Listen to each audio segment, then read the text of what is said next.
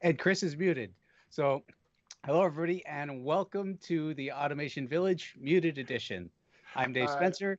I'm Chris Little, and this is a news show for the automation aficionados out there, or as we've been sort of throwing around in the office, the coolest automation show on the planet. We're working on that one. It's new. Let us know what you think. In fact, let us know what you think by going to the chat for this live stream and typing it in there. If you've got a better idea, put that in there. And while you're there, say hello to Natasha Lutz. Hi, Natasha. Type that in. And she's going to be monitoring the live stream and taking some of the better questions that she finds and hopefully throwing them at Dave and I later on during her segment. That's right. And so just general automation questions that you have would be perfect. So that's coming up later. Also coming up later, we've got a interview with Neil from Acker. We've got another roundtable that's going to be hosted by Pam Moss. We've got the rocket landing challenge. We've got another VTScada configuration challenge. And we're also going to go out with some contests, Chris. Yes, and in fact, we always give away lots of prizes here on the Automation Village. So the first one is going to be the prize for something very difficult that all of you, I think, can do, and that is be here right now. So at some point during the show, we are going to put up a code phrase, and it won't be a secret. We're going to say this is the code phrase, so you don't have to guess. You don't have to sort of say, oh, is that the code phrase? No, you will know. So right now, open your email, type in natasha.lutz@trihedral.com. And when you hear the code phrase, when we say this is the code phrase, type it into the subject line and send that in. And two of you are going to win a $100 gift certificate for an online shopping platform. That's right. We broke the budget this month. That's an easy way to win. So just be ready for that. So a few rules to go with that. Only one entry per participant per code phrase, must be over 18, no purchase necessary because there's nothing to purchase. Employees of Trihedral and employees of the companies who appear on as guests are not eligible, and the contest ends today at noon Eastern time. And you can see all the rules listed in the description for the live stream. Yeah, that's great. You did an amazing job covering off that contest rules, Chris. Thank you very much. Thank you for very noticing. well done. So in some other news today, we have been following the Mars rover through its kind of trials as it gets ready to go through Mars, and we've got some upcoming milestones here, Chris. I think Ingenuity, and for those who don't know, Ingenuity is the tiny little like drone like helicopter on top of the rover, or I think it's underneath the rover. Eventually, it will fly over top, I guess. Yeah, it's interesting. As these rovers get bigger and bigger, they need more and more sophisticated ways to get them on the planet in one piece. So this is by far the coolest. Helicopters on Mars. That's my favorite David Bowie song. Yeah, and there's a lot to it. So this thing, it's not doing a lot of science at this time, but this rover is going to be doing some basically testing, kind of using a helicopter in a very low atmospheric environment. So there's going to be, running big blades at high speed. So it's going to be pretty cool. And so, it has Chris, to do it all by itself. Yeah, that's right. Yeah. So yeah, these generation of vehicles are much more autonomous. So Chris, what do we have coming up next? Well, coming up next, we are going to do the second way that we like to give away prizes on the show, and that is through the VTScada Lite HMI Challenge. And basically, every week we invite the public to download VTScada Lite from our website. It's free, and watch the short, very pithy little getting started video by Andrew Harvey, our lead documentarian, and basically make your own dashboards, take a screen capture, and put it on our forum. And you could win another $100 gift card. And so to sort of show us, to demonstrate how to do that, once again, we're bringing back our lead challenger, Sam Black, with EMC. Hi, Sam. So, Sam, you just muted there. It's not just me. How about that? Can you hear me now? Perfect. Perfectly. Hey, Chris, how are you? I'm good. So last month you came on and you built a flying car dashboard during the course of the show. So this year we're going to choose something else for you to make during the show. Super. That's right. We'll spin the wheel, and Sam will have just under an hour to build this application, and we'll be checking in with him live as this is happening.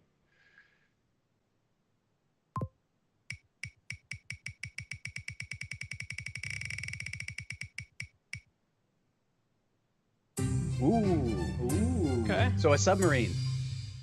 Can you do something with that? I think so. Yeah, sounds fun. Okay, we'll Okay, check in with Sam, you a little so- later. We will Cool. check back with you shortly. Sounds good. Thanks, guys.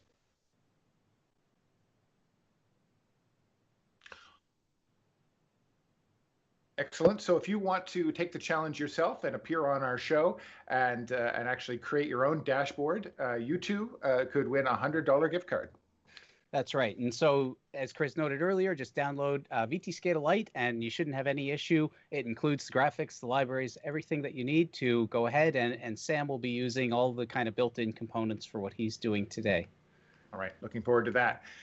Now it's time for one of my favorite segments. Last week's security roundtable with Pam Moss was one of my favorite parts of any of the automation villages. So today we're going to again introduce Data Wave with Pam Moss. Hey, Pam, how are you doing today? I'm doing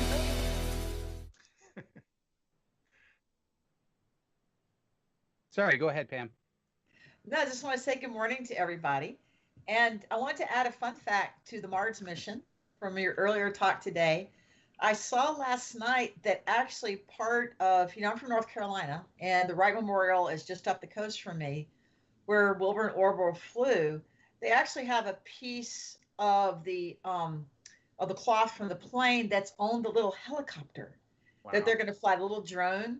So as it flies, there goes Wilbur and Orville. Yes. I just thought that was an awesome geeky connection. That's very cool. Very cool. Yeah, I don't know who thought of that, but kudos to that team for the Mars rover team, that's for sure. Yeah. And I expect that was a very expensive gram to send. Yeah. Cost benefit. Right. So anyway, for the Data Wave segment today, I've been thinking about this more so the past couple weeks, and I know that Lee, Ian, and Peter have been also. In the world that I live in data, I always walk through and I work with all kinds of various customers in various industries, and sometimes I just still have that idea that people are just buried. They're buried in the data. They can't see the forest for the trees. They're doing some really cool things, but they're just like they're spinning their wheels. And folks seem to still be struggling with how they're going to gather that data, qualify that data, make that data visible, et cetera. And of course, I think this was always a discussion before COVID. Now with COVID here, everyone needs to see this visibility. But I've just been thinking about how can we as an industry help? And certainly forums like this with Automation Village is certainly a wonderful forum. There are several system integrators other integrators who obviously use VTScada and Wonderware, other things like in MR Systems, who doing their own forums. I think that helps get the word out. But particularly this past week with the professional associations, I just want to give kudos to two specifically. The New York section of AWWA did a really nice cybersecurity webinar this past week, which I think gave a lot of visibility and thoughts to folks, as well as the North Carolina AWWA WEA Automation Committee did a really nice program. But how can industries, utilities help each other? How can we as the providers of the solutions help guide folks? How do we walk through that decision matrix of what's going on? And particularly in my world with, Hawk is owned in the water quality platform by Danaher. We just went through, and we're now, aquatic informatics is in our world. Sadaru and asset management is now coming into our world. So we've got a lot of solutions, but how do I personally, and how do we as an industry work with our customers, our clients, and walk through that decision makers? How do we help people to decide? So Lee and Peter and Ian and I were talking earlier this week, and it was amazing that the four of us, I don't think we're synced in our heads, but maybe we are. That subject came up in our discussion. So I think we all decided, let's do that today. How do we help users decide? How do we walk through that decision matrix? But for the folks on our roundtable, in case the new people to the Automation Village don't know, Ian Mertzler is president of Dispel. He's out of Austin, Texas. Lee Kibler is a water systems engineer from Riviera Utilities down in Foley, Alabama. And Pete Diffley, who is the production master of Automation Village, but he's the senior manager of global partnerships here at VTScada. But just welcome to our roundtable again, and I hope we have a great discussion going forward. But I want to start with Ian, because Ian actually had some really interesting data he was looking at. So Ian, why don't I throw you the ball here a moment, and let's kick this off. Hello. Okay, to kick this off, I'm going to take off my normal cybersecurity hat and instead put on my former life, which is as a statistician's hat. And we supply a digital technological product similar to, in essence, if you wanted to abstract it out to any piece of software.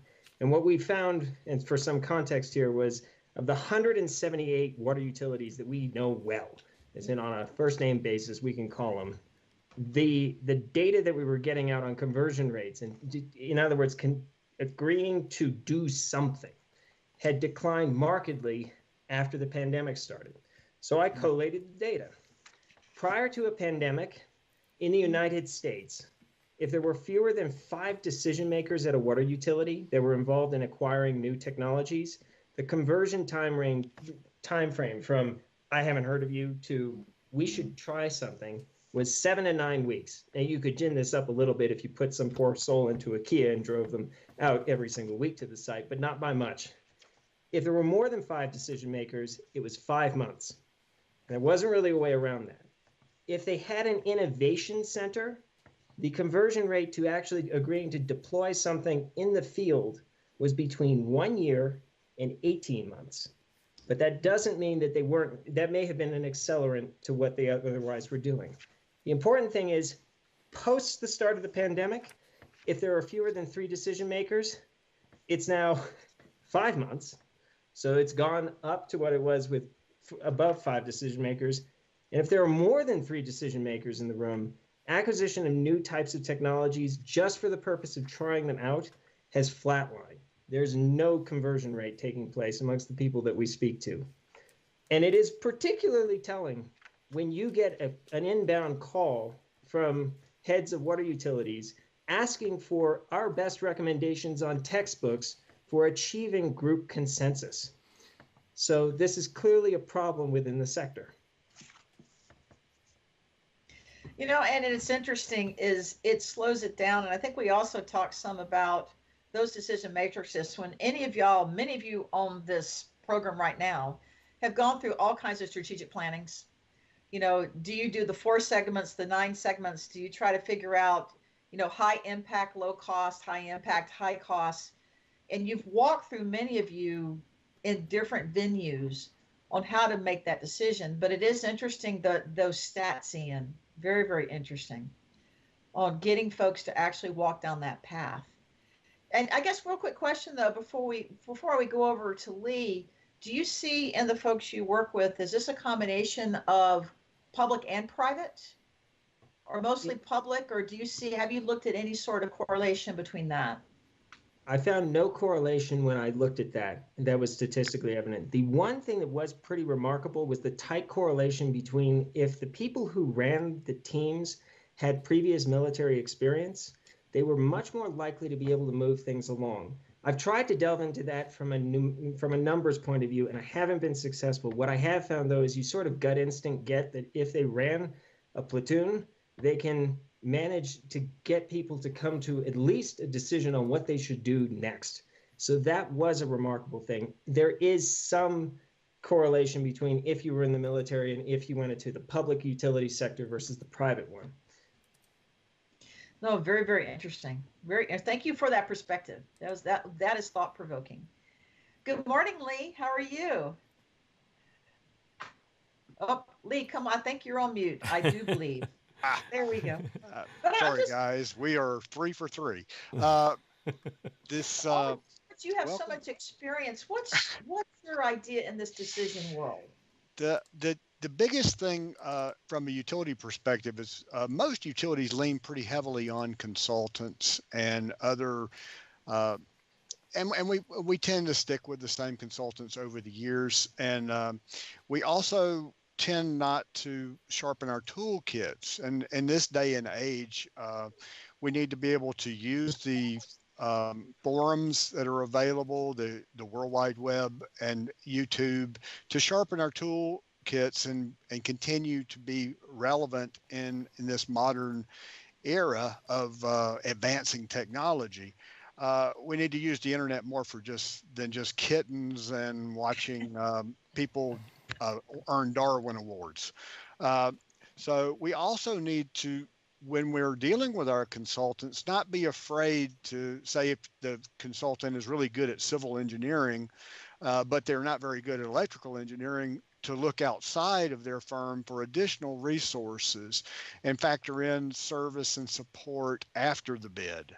Because if you go, I just the other day, I had a conversation with a small utility in lower Alabama, even lower than I, and they went with a single source. Wouldn't that put them in the Gulf if they were lower than you?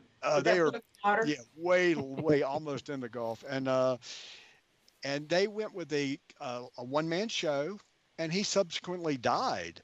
And he had all the licenses for his software in his name. So when he died, the estate had no way of resolving this. So they were, in a sense, paralyzed because of this poor choice. So looking forward, the reason utilities have such a difficult time making decisions is that we're kind of stuck in the past. And a lot of us need to just kind of up our games and kind of use the same tools that are being used more in the industrial world. You think something like, I mean, one thing certainly Danaher uses a lot where we work is problem solving techniques. Yes. You know, trying to really dive in and find root cause and looking at, Pareto's, looking at data, all those things. So yes. Would you think maybe that's something we should learn more than just regular strategic planning, is look more at problem solving, right, and identifying cause. Process mapping, using structured process mapping, where we very carefully detail out processes and find the KPIs, the key process indicators, to make sure that we're working on the 80. You know, we like to talk about Pareto's law in engineering, where you would find the 20% of the project that brings 80% of the impact.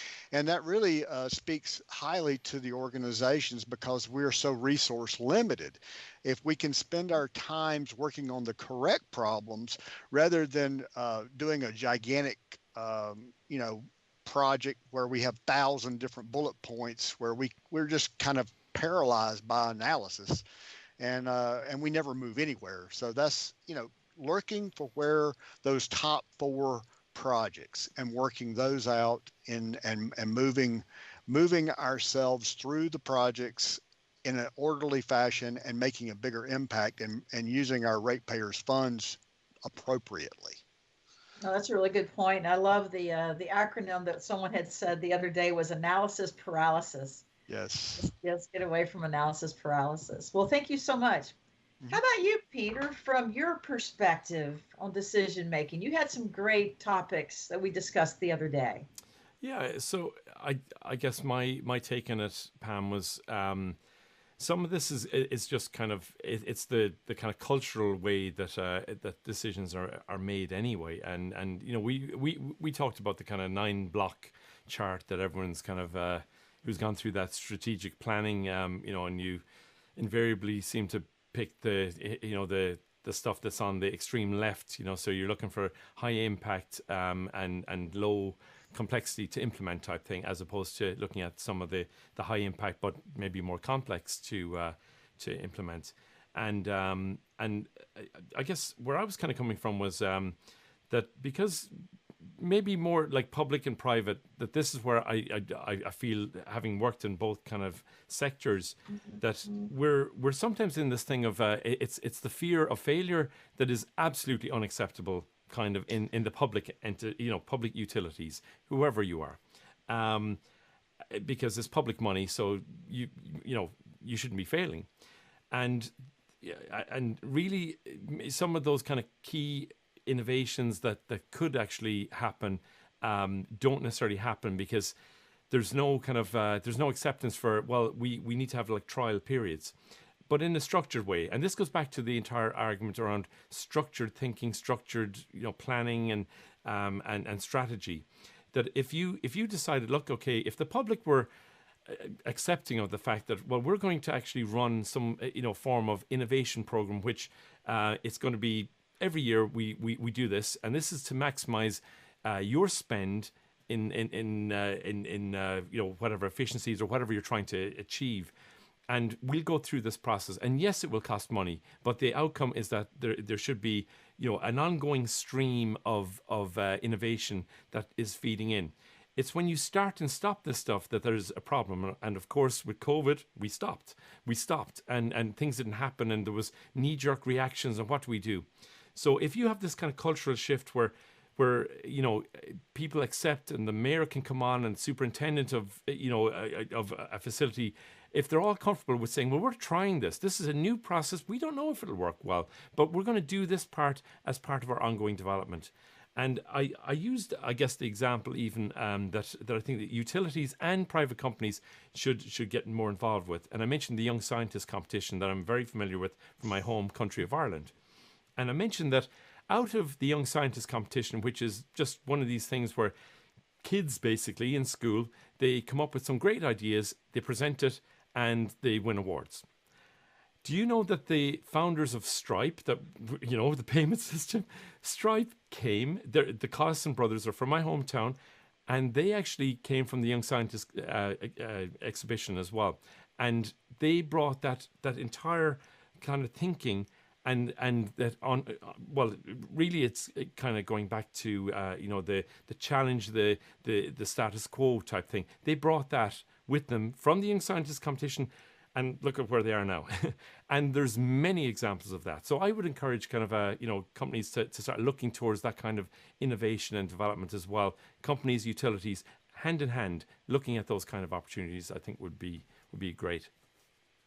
No, and I agree. It's creating that culture of everyone having a voice and being okay to question and consider the possibility that it's okay to fail, but you got to experiment.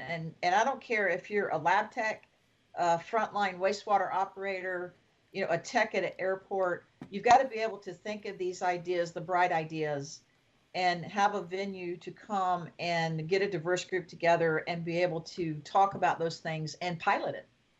Because It's amazing what ideas. There's some really creative people out there, and sometimes they don't have a loud voice, but they've got some great ideas. That's wonderful. Okay, so in our last 2 minutes, want to go to each of you guys. If you had to pick one thing that you would recommend to our group that is here on the Automation Village today, something for them to do differently or to think differently in this decision-making process, what would you recommend? Name one thing. We'll start with Ian. Get the problem from a numbers point of view appears to be in defining the problem. It's not in defining the solution. It's not in testing. So in defining the problem, the most valuable thing that can happen is a moment where you get everyone into the proverbial room and you have it out with one another so you can define it. Beer and barbecue used to be able to solve this problem. Now we're trapped on Zoom, which I understand is a difficult thing. But I would highly recommend getting everyone you think would be relevant to the discussion together and just letting them all talk. So everyone has a voice. That's awesome. How about you, Lee? Well, that was an excellent point.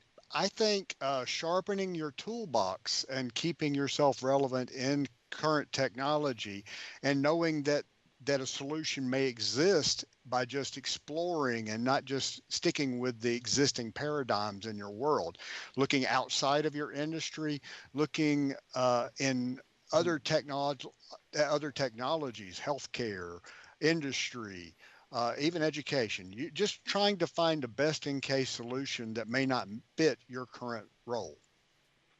Well, that's really going to be willing to look, but you're right. In looking at different industries, we all can learn from one another. Great idea. Mm-hmm. Okay, Peter. So maybe if you are going to do some kind of innovation program, consider, and this might sound funny, but if you budget to pay those who are taking part, because that often will turn away vendors if they feel they're part of something that their time is never going to be paid for. So even again, plan it in your budget to pay the vendors to come in and be part of whatever it is that you're trying to achieve, following on with Ian's goals that you've set, firm goals, and work towards it. Oh, that's fantastic. I want to thank you guys very much, Ian, Lee, and Peter, for joining me here on the round table for the Data Wave. Hope you all enjoy the rest of the program. Thank you.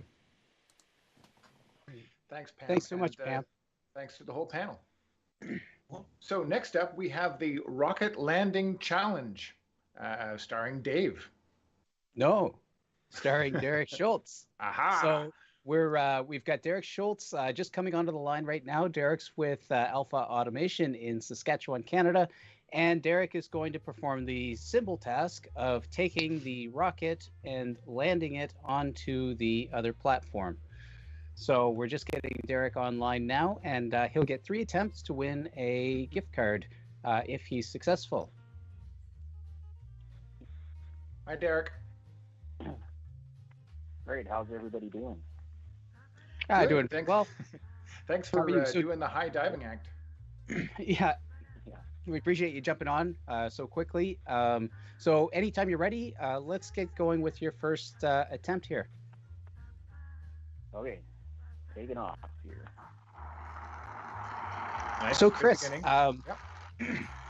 what we're looking at right now is actually inside of VTScada itself. So Derek is playing this or controlling the rocket through a thin client session, which is through an internet browser, and that is being run in VTScada. And so this is seeing the output is actually from one of my computers here, where I'm running as a client as well, and just watching to see how things are going. So it's actually it's a great looking launch. You think Oh Derek's my got a goodness, yeah, we've been talking. real chance at landing this. So nice holy job, moly. Derek. The If he can segment get could be that shorter rocket than we straightened thought. out. Oh, it's gonna be close. Oh, no. All right, that's okay.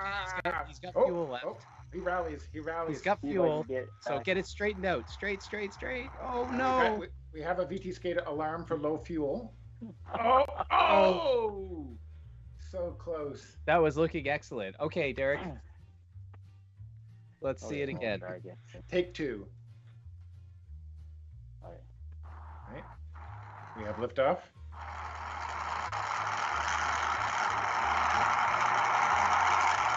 Yeah, what I like about this is that this is basically your VTScada Lite challenge, because I think this is a pretty low tag count, and you were able to create this entirely with all of the tools that would come with VTScada Lite.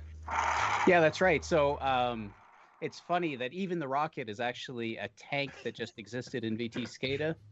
The launch pads, I don't know exactly what they are, but they were graphics. The fuel nozzle, or sorry, the rocket nozzle that you see kind of in the bottom there, where we're showing the vectoring of the engine, is some kind of a pump. So it's kind of reusing all built-in graphics. Uh-oh, things are going south. Oh. That's all right. It looks recoverable. So keep that rocket pretty straight, Derek, and don't get too much speed here. All right. See if he's got just a little bit of fuel to scrub this. You can do it. Oh no! Oh no! Oh, we're Not looking good. red line. Oh my gosh! Oh my he's gonna goodness. do it. Oh, he just ran out of fuel. Oh. If you had like 5 seconds of fuel, you would have been fine. All right, last attempt. All right, And, there you go again. Once we take off here, Oh, just no. to reiterate what you just I said, grabbed that like one. not only is this a VTScada application, Derek is actually using it via a thin client. So basically, he does not have VTScada installed on his computer. He just opened up a link that you sent him because your computer is the thin client server. That's right, which is the same way I'm actually watching it. And so the way that this is working is, so Derek is actually sending telemetry data to control the rocket, and that data is being used in VTScada, and then it's feeding that telemetry back from what it's seeing the rocket doing and showing that on the screen, so Derek can see live all kinds of things about the rocket, from the stress to the fuel to the position of the different sensors to even the magnitude and velocity of the rocket as it travels. So this is looking excellent, Derek. Oh. There's the landing gear. Oh my gosh. Oh. Oh my gosh. Oh no! Oh, that was so close. I think that was too close not to give that to you. So if you guys think Derek should just get that $100. Put a note in the comments on the YouTube video here, and let us know that you want that to happen. And we'll just give it a second. And what do you think, Chris? Yeah, we're giving out prizes Roman Colosseum style. So if you all say yes in the comments, then he will get his $100 gift card. All right. We'll find out. It looks like he's going to get that. Yeah. Cool. So thanks so much, Derek. Yeah, you'll have to let us know what you spend your $100 on. Hopefully, rocket insurance. That's right. Sure.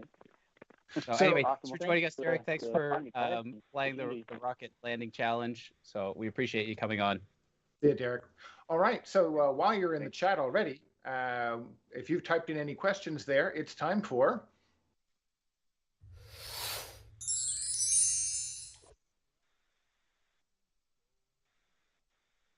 Hi, guys. I really thought Derek was going to have that one. So close. So close. So I do have a question that came in earlier this week, actually on LinkedIn. And it was, I saw your post about, well, the post was earlier this week, sorry. I saw your post online about the Wireshark webinar. What is Wireshark and why should I go to it? So if you guys wanted to just talk about that. Well, sure.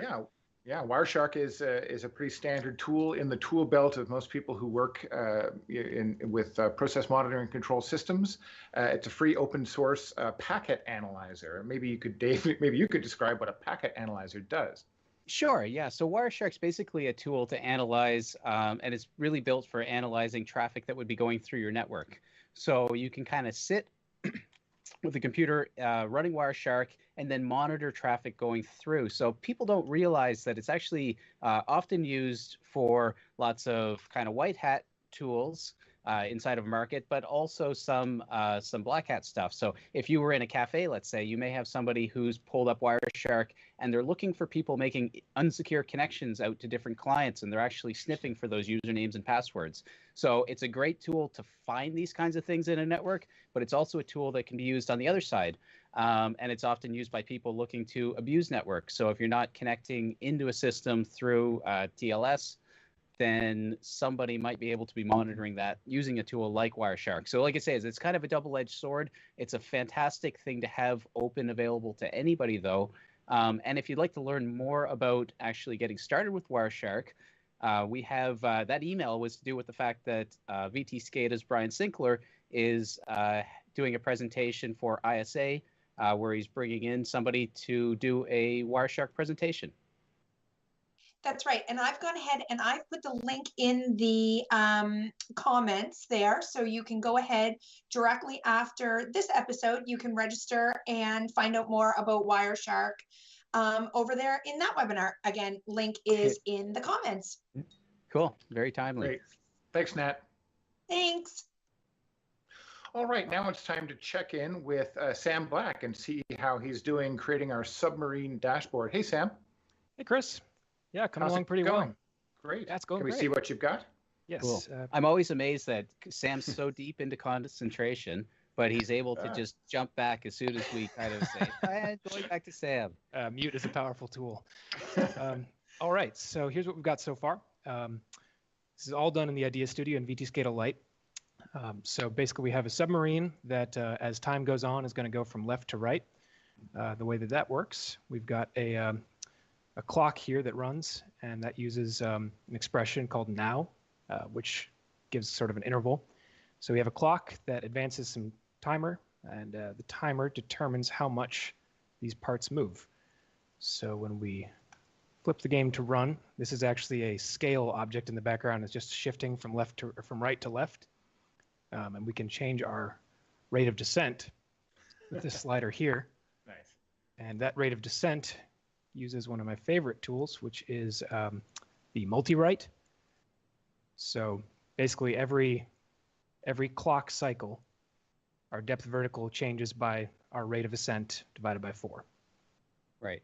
And I guess an important note here is that VTScada is an event-driven language, so a function like now, rather than running a loop, VTScada is where it's event-driven. Basically, if something changes, then all of the associated parts then get run. but nothing happens when nothing's changing. So it's a very scalable software for that regard. But it means that tools like now are a really nice way to set something to occur on interval. Yes, it's very nice. And on that note, actually, I've been asked to share some things that I like about VTScada Idea Studio. So here's some top tools that I find useful. Sure. First and foremost is the IO calculations tag. This is a relatively new tag, and it is just the best. Basically, it does everything you'd ever need a tag to do. It can be a digital, an analog, it can be a calculation. Here in this example, I've made one that is a memory tag. By not giving it an IO device, it's able to act as a holding register. So in this case, we can use it to write a 1 to the tag, write a 0 to the tag, etc. And so let's go over this dashboard here a little bit. Another tool that I find very helpful is the align tool. So if you're going to make this thing and you wanted this thing to line up just right, you select both, go up to align, and you can choose how you want it to line up. But it really helps you get things looking nice and professional and clean. The next thing that I find very useful is the expression editor. So if we click on write 1, you can see down here this text changes, and that's super easy to do. So if we open up this text box, I'm not sure if you can see that, but basically we have an expression in there. If it's 0, then show that. If it's not, then show that. And you can use that same expression to do opacity, which is my next favorite thing. So these are actually two buttons on top of each other. There's a write 0 and a write 1. And we do the same exact expression in opacity. If my bit is 0, make it invisible. If my bit is 1, make it visible. And what's really nice about that is invisible things can't be clicked on. So there's a button here, but it doesn't become clickable until the expression for opacity becomes true. And the last useful thing that I really like in the time I have is widgets. So if you had a bunch of tags you wanted this to work with, you could select all this at once and go to new widget. And VTScada is pretty smart. It'll figure out that it's all related to this one bit, my bit. So we make a new widget, copy paste it. And now if I wanted to change this to a different tag, say my bit 2, we have a whole new setup ready to go. That's so great, it makes Sam. it really easy to make your code portable. That's really great. You've touched on a lot of really important stuff there, and of course, in the VTScada help, you can hit F1 at any time to open up context-sensitive help to learn about those features that Sam just talked about. Yes, Yeah, that's right. I use the that. context-sensitive help all the time, Chris, because I'm always trying to think of things like the right port number or something for, and if you click in the port box in Modbus and press F1, there's a good chance it's going to pop up something, and you're going to see that you should put in 502 for that versus MQTT or whatever else. So, Yes. Yeah, there's really useful stuff there. Great. Thanks a lot, Sam. We look forward to seeing the finished version at the end of the show. Cool. Got some fun features for you. Great. Thank you. And so just a reminder that when you, on the same page that you download VTScada Lite from, there's also a quick little 15-minute tutorial in which our own Andrew Harvey walks you step by step through the whole process of creating applications, creating tags, connecting to I/O, and drawing stuff on a screen. That's right. And he'll do it a little bit slower than Sam, and also using less hotkeys. That was very impressive. Yeah, I noticed that too. Yeah. All right, next up, we've got a great interview coming up. Our own Keith Donaldson out of our UK office is going to interview Neil Gao with Acker Solutions. Hi, Neil. Welcome to the Automation Village. Thanks for taking the time to speak with us. I wonder if you could just tell us a little bit about what Acker Solutions actually does. Yeah, sure, Keith. So Acker Solutions is a company that provides products and services to the global energy market. The part of the company that I'm involved in is the subsea controls division, where we're involved in subsea equipment and the related topside components for the control of that. Fantastic. So you say subsea. I mean, does that mean that the equipment's actually on the seabed?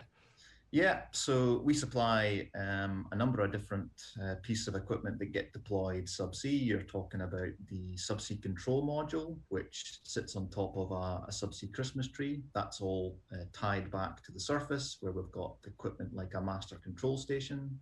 electrical power unit and hydraulic power unit, and they all complement each other to become a subsea control system.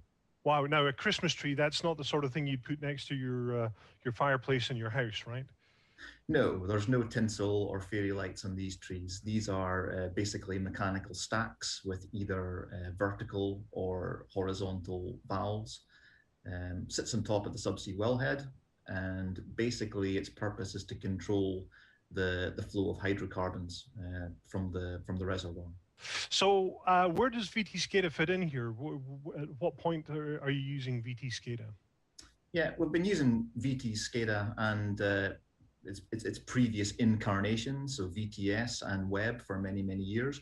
This is used in our master control station, which would typically sit in a control room environment on the offshore platform. We've got an application, an OEM layer of VTScada called SMACS. So we've got our own custom drivers for controlling our subsea control modules. We've got our own communication protocols written in VTScada script. We also use some of the built-in drivers of VTScada, such as the Allen Bradley SIP driver for communicating with a host of PLCs, etc. Excellent. Now, I'm just going to interject for our viewers in North America. We'll jump between SCADA and SCADA.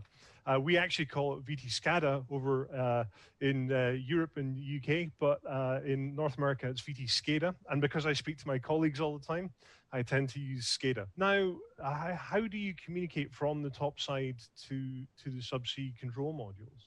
Basically, what we've got, as I say, is a master control station, which is basically like an operator computer station on the platform that comprises of industrial PCs, which we're using to run VTScada. We've got modems, which basically are sending down signals through an umbilical, which carries the messages along with the electrical and hydraulic power down to the subsea units. Basically, if we ask a valve on a tree to move, to open or close, what we're actually doing is we're sending a message down a modem.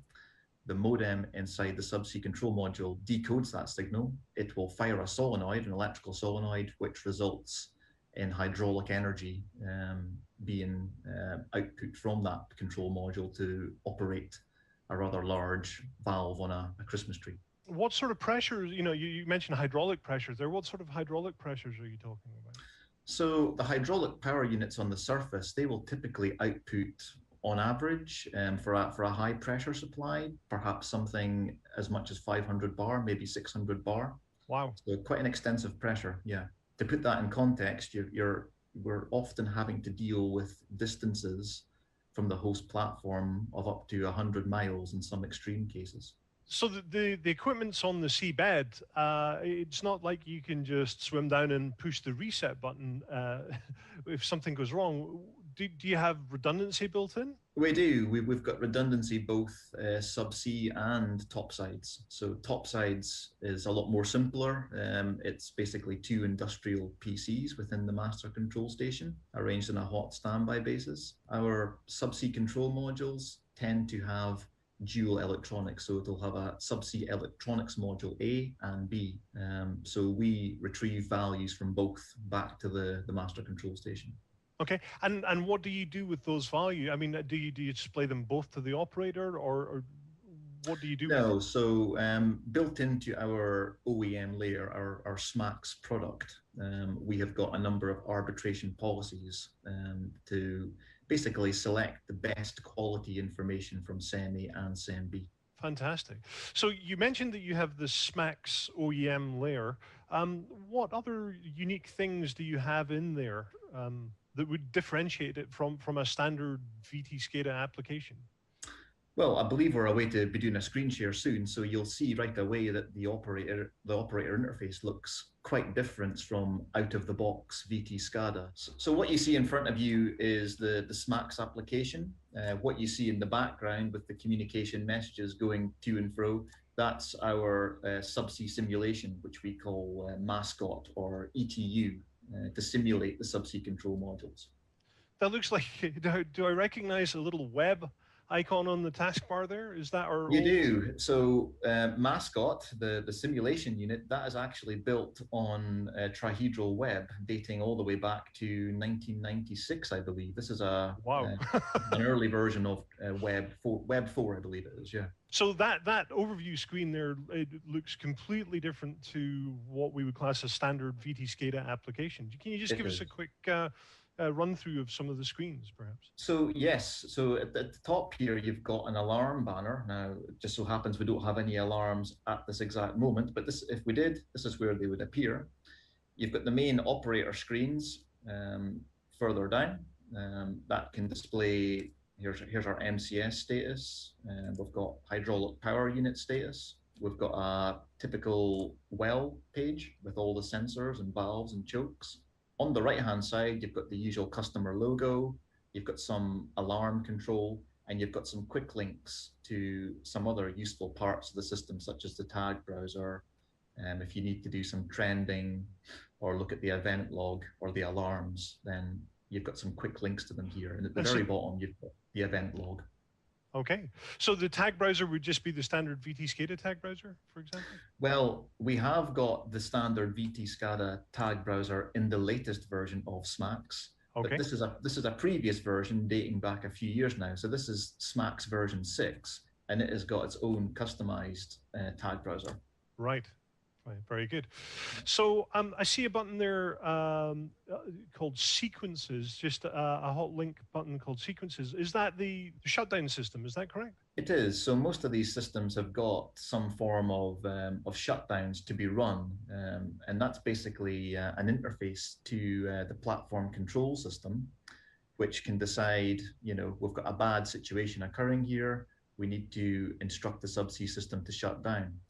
So the master control station will interface to the platform control system and react to, you know, any odd or unwanted occurrence. What would typically happen is, and I can simulate some of that just now, what you see here is a shutdown screen that basically shows a representation of the cause and the associated effect if such a cause should happen. We can create one of these causes right now by plugging a value into the Mascot software. If I was to create a situation where we had a high pressure buildup. It's a very high pressure. In fact, I think, right, so what I've done is create a low pressure condition. Okay. So what you see here is the trip condition is represented here, and the necessary impact, the effect, is shown occurring here. You've got these X's that show these particular valves are going to close as a result of this shutdown. Excellent. Script. And I can see that in the event log there, as these valves are operating, the events are being logged in the bottom display there. Just explain. Yes, everything is logged. So you get a quick view just by clicking here. This gives you the most recent events, but if you want a more extensive event log, you can click on the button here, which gives you the full traceability, you know, dating back hours, days, months, years, however long you want to go back.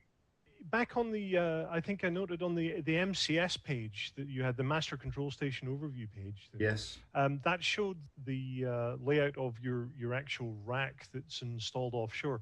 The key switch panel that's under the monitor there, can you explain a little bit about what is that? So this is our changeover system. We've got a key switch operation, which is used by the operators to select which IPC, which industrial PC is designated as being the online machine. So if for whatever reason, someone needs to perform a manual switchover, if they need to take the A machine down or whatever, then they can simply perform a key switch operation, promote the other machine to be the online machine, and then they can do maintenance work or whatever is required on the machine that's been taken out of service. So this is real high availability, mission critical, I guess. Nothing, there won't be any oil or gas flowing off the platform if the system's not operating, is it? Indeed, a lot depends on these systems. Yep. Wow, that's incredibly interesting, Neil. So I take it you have quite a large install base of these SMAX systems? Indeed, we do, and not just in the UK sector. We've got them on a global basis. We've been developing these SMAC systems now for some 25, 30 years. So yeah, the install base is quite extensive. I don't have an exact number, but it is probably in the realms of about 150 systems. Wow. Wow, that must keep you really busy. Well, I really appreciate you taking time out of your busy schedule to show us the SMAC system. It's very interesting. Thanks for your time. Thanks, Keith. Great. Thanks, Keith. That was a great interview. It's important to note that for security reasons, they weren't actually able to show us the running real system, which actually uses the most up-to-date version of VTScada. We were actually looking at an older version of SMACs built on an older version of VTScada. But what was cool is they're still running a simulator using Web, which is the oldest version of our software. That's amazing that there's still an example of a web application that's running. Web was trademarked before the internet became really popular, and the World Wide Web didn't exist back when web was trademarked. So that brings us to industry news, where we are briefly going to each share with you some useful article or resource that we found online. Let's start with Nat. Tell us about the oil and gas industry. What have you found? Yeah, so I'm just going to continue on talking about the North Sea and, well, not just the North Sea, but a Dutch company, Jack Up Barge, and Norwegian firm Roxol Aqua are actually joining forces to transform oil and gas rigs into feeding and harvesting facilities for the salmon farming industry. So I just wanted to tie that on to the little bit of Acker bit that we had. I have a few other news articles that I found. We are tight on time here, so what I'm going to do is I'm going to post them over into the forum later. Great. Dave, how about what industries are you focusing on? Yeah, so I'm looking at the power industry, Chris, and yeah, I found actually some really interesting studies coming out of Canada, which is where I am, and this was posted by OPG, and actually they've been working with the government to do some studies on the deployment of SMRs, which are small nuclear reactors. And those sort of modular nuclear reactors would be then sort of displaced in many locations. And they're looking at actually that being very feasible, but taking probably about $1 billion worth of investment to sort of refine the technology to get where it needs to be.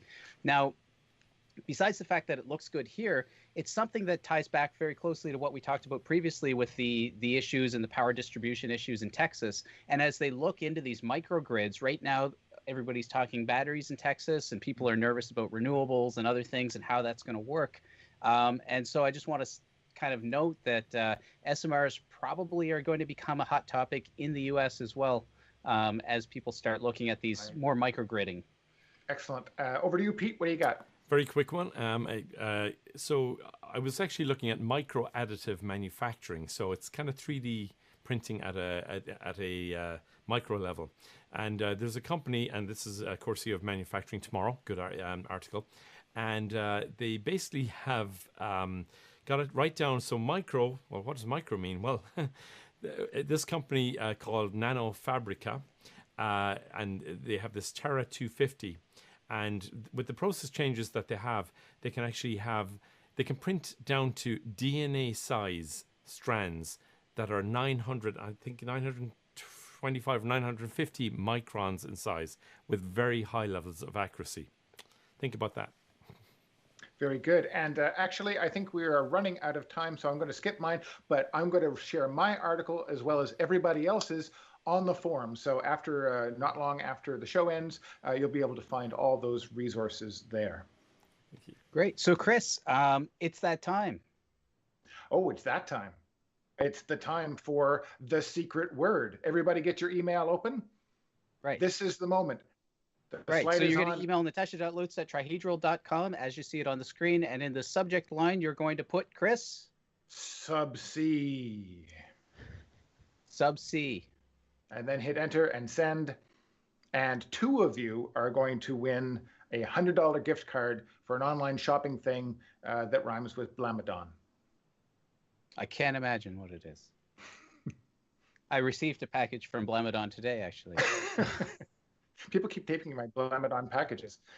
All right, so great. Congratulations, whoever you are. We'll find out soon enough. So now we're going to go back over to Sam again. Hey, Sam, how's it going? Hey, all good. It looks pretty good. See, there's a reason why you are the VTScada Fest Challenge winner 2 years running, that you've got a cool head and can deliver under pressure. Yeah, I suppose so. All right. Oh, wow. So here's what we got. I've added some mines into the system here and made a little control panel. And in the interest of time, I've accelerated time a little bit so we can hit game run. And here we can control our bubble. Oh, so we'll cool. go down. So this is like the VTScada Flappy Bird. Exactly, yes. It's not quite as polished. The frame rate isn't, quite as good as your lunar lander, but it's kind of what That's you can do outstanding. here. You have over Right. So if you wanted to change this frame rate, would you be able to just change that sort of like a now calculation for that, or? Yes, yeah. There's some compute limits on how rapidly you can have that update the screen. So you can see I've run into the into the mine here. We've got a whole breach, and that's our new high score. Oh, wow, cool. Nice. Now, sorry. Carry on. And lastly, I've got a new game button here that just resets everything back to 0. That is outstanding. That's great. So thanks again so much for doing that. And just so people at home playing the home game, you don't have to create a full game, but it's good to know that you can using the Idea Studio and just a few simple tutorials and the help files. So thanks, Sam. And hopefully we'll see you again in the future. Sounds good. Looking forward to it. Great. Thanks, Sam. Thanks. We really appreciate it. Great job. Yeah, thanks. And of course, Sam is with EMC. And so that brings us to the end of our show. Is there anything else that we need to cover? Natasha? Yeah, I just wanted to let people know I had some comments back that the Wireshark webinar was sold out. People weren't able to register. So I wanted to make you know. In the back, I've got some more seats added on from ISA. So thank you so much, ISA, for accommodating all of these folks. You can re-register for that. I'm going to put the link in the chat. So more seats have been added and you can register for Wireshark. Awesome. Pete? I was actually muted as well right there for a second. Sorry. Woo. That's all of us nearly. I think, Natasha, you win the prize for not being muted. So, yeah, I was just going to remind people, make sure that you register for our forum. It's getting lots of hits, and make sure you do that. The contest, and I'll flash up the contest again very, very quickly. So make sure for the challenge that you are taking note. So you can get all this through the forum. So the easiest thing is just go to the forum, and this kind of info is there as well. So we'd love to kind of see your stuff popping up on that as well. And so hit subscribe, and also on our YouTube videos. Outstanding. Dave? Cool. Yeah, just a reminder to go download VTScada Lite, give it a shot. Just play around with it. If you can use PowerPoint, then you can use VTScada Lite. So make that give us your best effort at a submarine or any kind of submersible vehicle, and post that in the forum there. We'd love to see the kind of designs that you guys think are cool or what you'd like. So it's vtscada.com/try, I think, if you want to, or you just Google VTScada Lite and surely you'll get to the download. It's totally free. You can use it personally or industrially, and just have fun with it. And you don't need to have a PLC or an RTU. You don't need any live I/O. You can just create screens all on their own. Yeah, that's right. I usually grab weather data. That's true. Awesome. Last thing, please do this quick stretch where you take your dominant hand or stretch it over your head, bring it down on your mouse, move that down to the like button and hit like for this stream. We'd really appreciate that. That always helps us. And finally, I'd like to thank everybody who came on the show today. Sam Black, Derek Schultz, Pam Moss, Lee Kibler, Ian Schmertzler, Neil Gow, and our own Keith Donaldson, and to all of us here in the mighty Hall of Automation, thanks for joining us today. Cool. Thanks, everybody. Have a great day. Okay, we checked all 4 systems, and you go on modulation, all 4, and keying was a go.